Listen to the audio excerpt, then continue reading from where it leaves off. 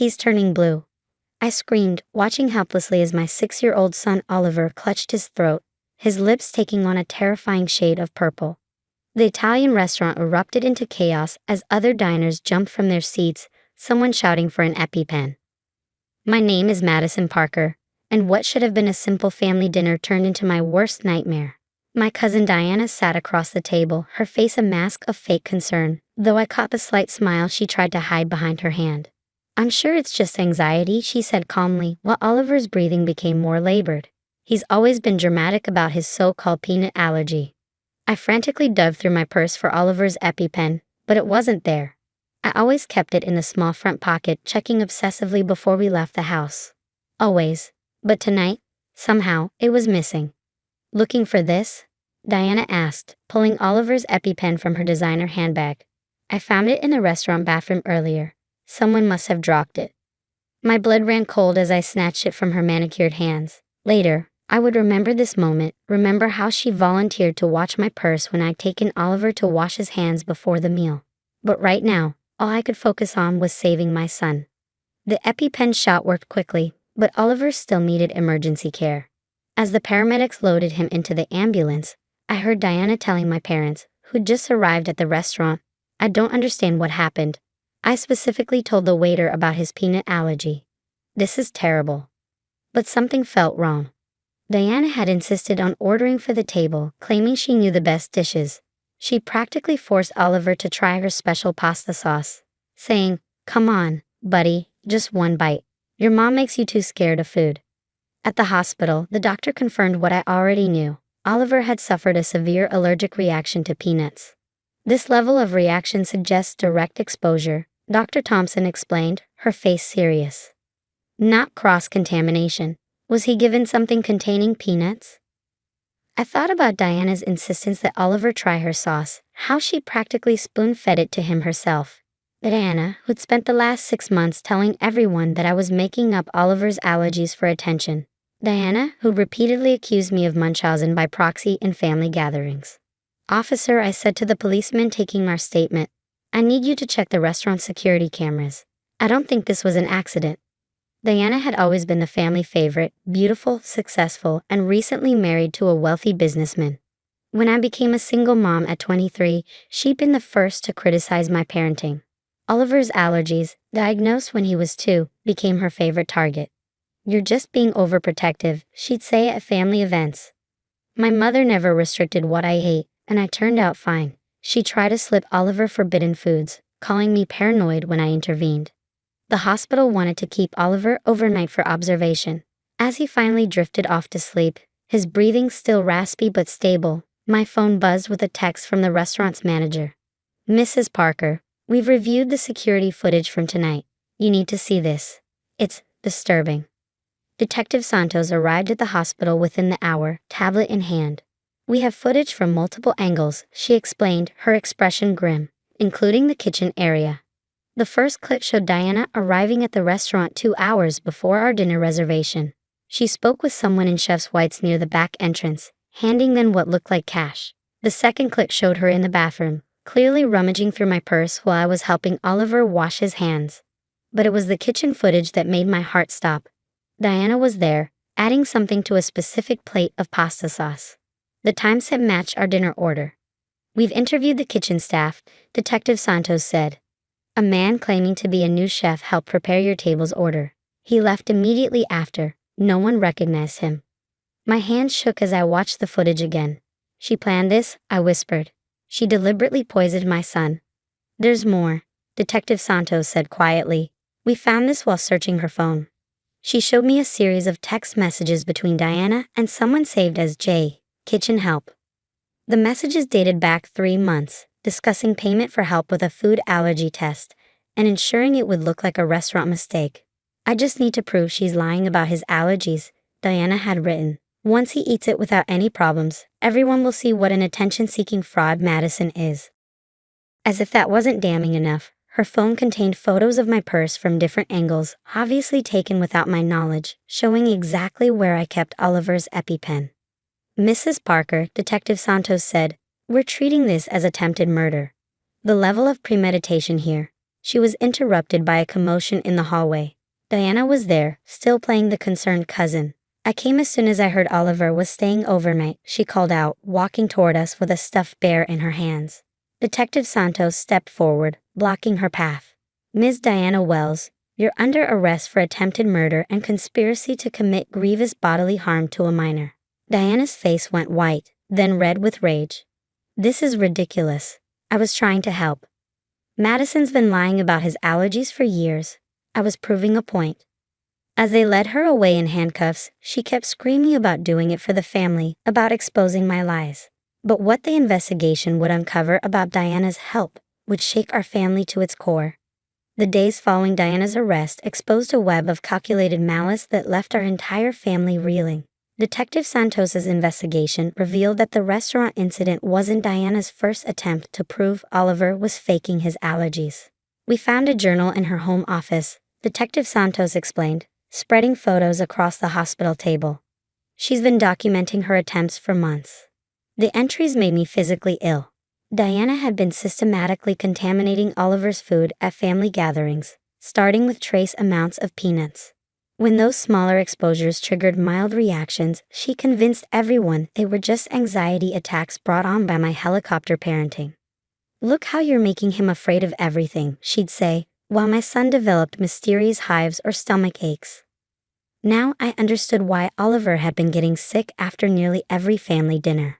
But the most shocking discovery came from Diana's husband, Mark. He found a hidden camera footage in their home office showing Diana practicing with different recipes, testing peanut concentrations. She'd even created spreadsheets tracking symptoms she expected to see. "I thought she was working on her food blog," Mark told the police, his voice hollow. "She said she was developing allergy-friendly recipes. I had no idea. I helped her set up that camera." The investigation also uncovered Diana's obsession with Munchausen by proxy cases. Her computer history showed hundreds of hours researching the condition. She joined online forums dedicated to exposing parents who fake their children's medical conditions. "She was building a case against you," Detective Santos explained. She planned to use Oliver's miraculous recovery from his fake allergies to launch a social media campaign about medical child abuse. The evidence kept mounting. Diana had been collecting hair samples from Oliver during his visits, testing them for traces of medications she was convinced I was using to make him sick. She'd even hired a private investigator to follow us to doctor appointments. Then came the messages from her phone. Dozens of conversations with members of an online group called Medical Truth Seekers. They encouraged her investigation, offering advice on how to prove I was faking Oliver's condition. "You're doing the right thing," one message read. "Sometimes you have to be cruel to be kind. Once you expose her lies, she'll get the help she needs." The group members shared techniques for testing children's fake allergies, discussing dosages and methods of food contamination. Diana had taken detailed notes, planning each exposure with clinical precision. My parents were devastated. They'd always favored Diana, often taking her side when she questioned Oliver's allergies. Now they sat in the hospital room, watching their grandson recover, crushed by their own role in enabling Diana's actions. "We should have listened," my mother sobbed, holding Oliver's small hand. "All those times you told us something wasn't right, that Diana was making him uncomfortable. We just thought she was trying to help." Oliver's allergist, Dr. Chen, reviewed Diana's journal and was horrified by the escalating pattern. "Each exposure could have killed him," she explained. "His allergies weren't getting worse by chance. She was systematically sensitizing his immune system with repeated exposures. The restaurant attack could have been fatal precisely because of her previous tests." The prosecutor's office filed multiple charges: attempted murder, assault with intent to cause grievous bodily harm, child endangerment, and conspiracy. Diana's medical truth seekers friends suddenly went quiet, deleting their accounts and disappearing into the internet's shadows. But Diana refused to accept responsibility. During her initial court appearance, she maintained her righteousness. "I was trying to save him from her," she screamed, pointing at me. "She's the one hurting him. I'm the only one who cared enough to prove it." The judge was unimpressed. "Ms. Wells, your actions show not concern but a dangerous obsession. You deliberately and repeatedly exposed a child to substances you knew could kill him. This was not help. This was calculated torture." Diana was denied bail, deemed a danger to Oliver. Her husband filed for divorce the next day, horrified by what she'd done under the guise of helping. As Oliver recovered, we discovered more families in the Medical Truth Seekers network who'd been targeted by self-appointed medical vigilantes. Some children had ended up in intensive care. One had died. The FBI launched an investigation into the online group. Sitting by Oliver's hospital bed, watching him sleep peacefully after another round of treatments, I thought about all the times I doubted myself because of Diana's accusations. How many other parents had suffered similar campaigns of medical gaslighting? But the story wasn't over. As the trial approached, Diana's lawyer contacted us with an unexpected revelation. She hadn't been working alone. Someone else in our family had been helping her all along, someone we never suspected. The revelation hit our family like a bomb. Diana's accomplice was her mother, my Aunt Patricia, a retired nurse who had access to medical supplies and knowledge of how to manipulate allergy symptoms. She'd been the one advising Diana on dosages, providing medical materials, and helping coordinate the tests. We found a burner phone in Patricia's house, Detective Santos explained. The messages between her and Diana go back over a year. They were planning this together, documenting everything like some twisted scientific experiment. The messages were chilling. Patricia had been coaching Diana, using her medical background to make their attacks appear like natural allergic progression. She'd even helped falsify some of Oliver's medical records at a clinic where she still had connections. The boy needs to be freed from his mother's delusions, Patricia had written. Sometimes we must be cruel to save someone. I did it with you when you were young, and look how strong you turned out. This sparked another investigation, this time into Diana's childhood medical records. What emerged was a generational pattern of medical abuse. Patricia had subjected Diana to unnecessary treatments and fictitious ailments throughout her childhood, creating the very monster she'd helped unleash on Oliver. During Patricia's arrest, she remained coldly clinical. I was protecting my grandson, she insisted. Madison is doing the same thing to him that her mother did to her. It runs in families, you know, Munchausen's. But she was wrong. My mother, devastated by the accusations, provided decades of my own medical records, showing no pattern of fictitious illnesses. Oliver's allergies were real, documented by multiple independent doctors since his first reaction as a toddler. The prosecution now had an even stronger case. Patricia's involvement proved the attacks weren't just a cousin's misguided attempt to help. They were a calculated, medically informed campaign of torture against the child. In a surprise move, Diana's lawyer approached us with a deal. She would testify against her mother in exchange for a reduced sentence. The prosecutor explained that Patricia's role as the medical authority made her the more culpable party. Your aunt used her medical knowledge to deliberately harm a child, the prosecutor explained. She trained Diana to carry out these attacks, exploiting her own daughter's traumatic childhood to create an accomplice. The trial was brutal. Medical experts testified about the escalating pattern of exposures, how each test had made Oliver's allergies more severe.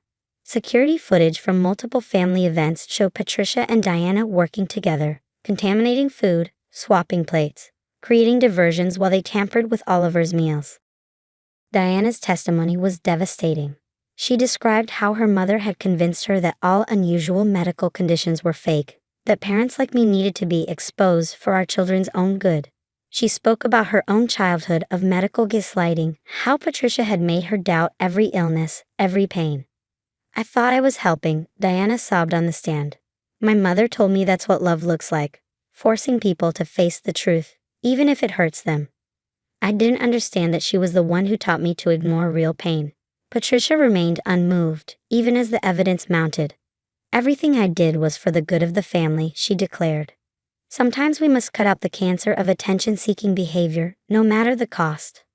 The jury took just 4 hours to reach their verdicts. Patricia was sentenced to 15 years for her role as the mastermind. Diana received 8 years, with mandatory psychiatric treatment. Both were permanently barred from any contact with Oliver. In the aftermath, our family began the slow process of healing. Oliver's allergies stabilized once the secret exposures stopped.